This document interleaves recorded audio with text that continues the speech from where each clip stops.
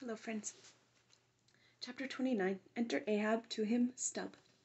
Some days elapsed, and ice and icebergs all astir in the Pequod went rolling through the bright Quito spring, which at sea almost perpetually reigns on the threshold of the eternal August of the tropic. The warmly cool, clear, ringing, perfumed, overflowing, redundant days were as crystal goblets of Persian sherbet flaked up with rosewater snow. The starred and stately nights seemed haughty dames in jewelled velvets, nursing at home in lonely pride the memory of their absent conquering earls, the golden helmeted suns.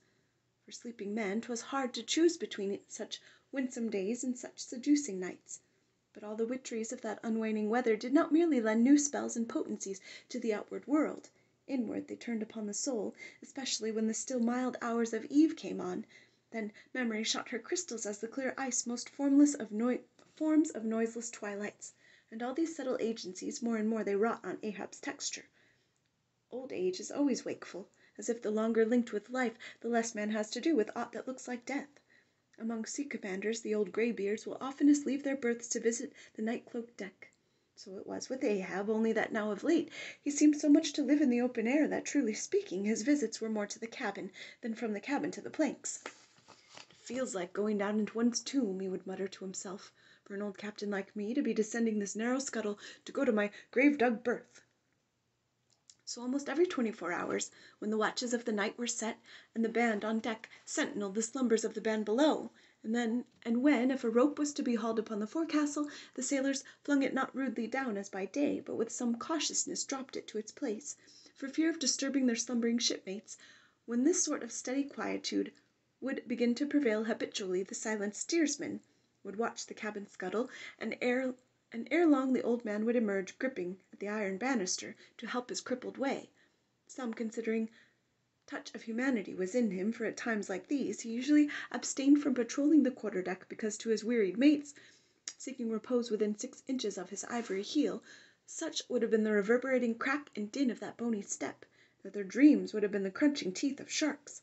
But once the mood was on him too deep for common regardings, and as with heavy lumber-like pace he was measuring the ship from taffrail to mainmast, Stubb, the old second mate, came up from below, with a certain unassured, deprecating humorousness, hinted that if Captain Ahab was pleased to walk the planks, then no one could say nay, but there might be some way of muffling the noise, hinting something indistinctly and hesitatingly about a globe of tow, and that the insertion into it of the ivory heel.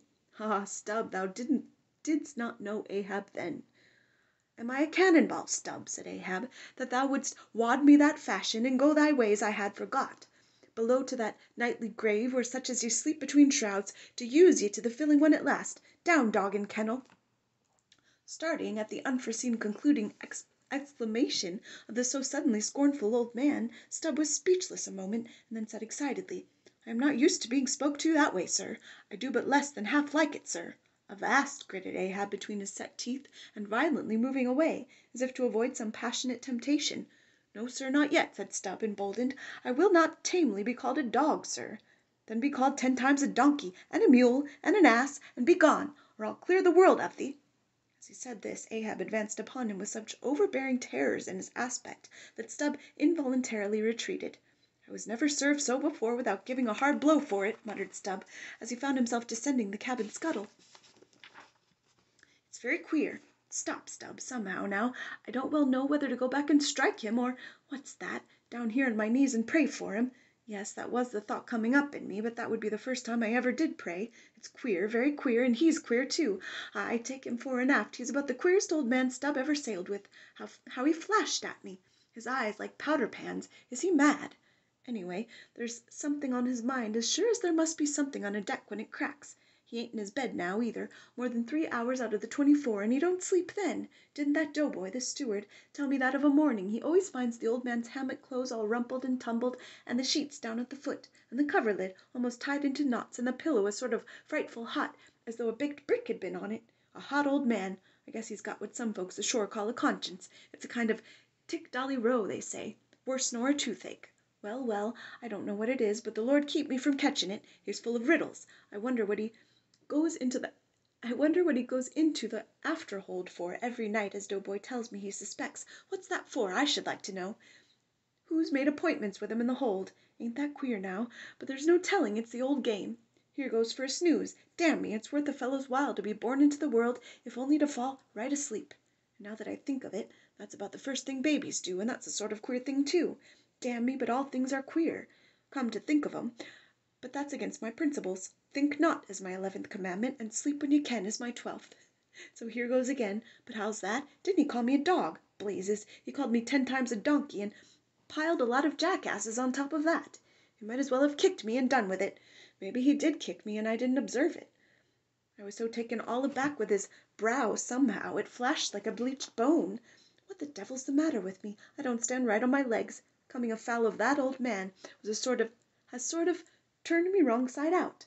By Lord, I must have been dreaming, though. How? But the only way's to stash it. So here goes to hammock again, and in the morning I'll see how this plaguey juggling thing thinks over by daylight. Have a good day, friends.